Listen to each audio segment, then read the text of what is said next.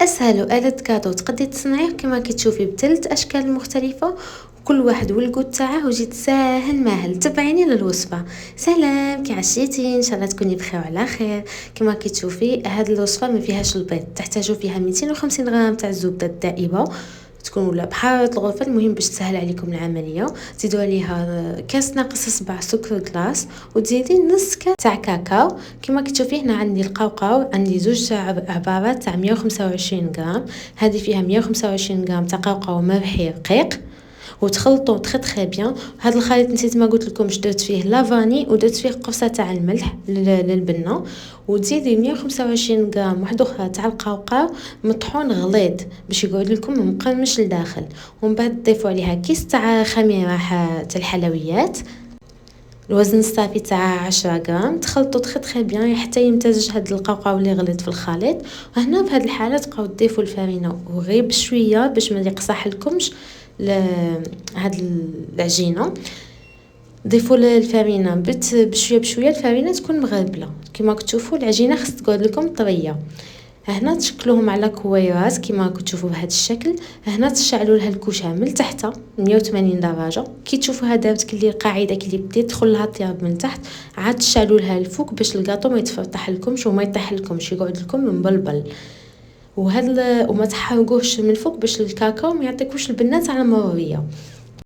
من بعد مشيت ذوبت شوكولاته بيضاء، انا استعملت ضاضه هنايا.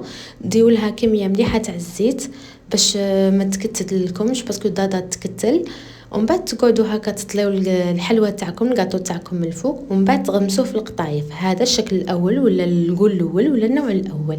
كما تشوفوا غير بشويه باش الحبه تاعكم ما تخسر لكمش وما شغل تمدوها غايه باش يجي شكل تاعها شباب كيما هكا. والشكل الثاني درته بالشوكولا البيضاء وفيها بيض القوقاو يكون مطحون شويه غليظ، ونفط غايه باش يجي شكل تاعها كيما فيريرو. والشكل الثالث درتها بالشوكولاته بالحليب كما كتشوفوا حتى هي شكل فيريرو. واللي درتهم بالشوكولا البيضاء رميت فوقهم شويه بيستاش مدقدق. واللي درتهم فيريرو بالشوكولا بالحليب درت فوقها حبه تاع البندق والفيدار كما كتشوفوا. جا بزاف شباب بزاف بنين. هذا اللي فيه ميلونج تاع الشوكولاته جاي بنه، واللي فيه ميلونج تاع القطايف والشوكولاته البيضاء عاود جاي بنه واحد اخر، واللي بالشوكولاته بالحليب بزاف بنين حتى هو. كما كتشوفوا قادر غير من نوع واحد بعجينه واحده دير لكم زلافه منوعه وعاطيه المنظر.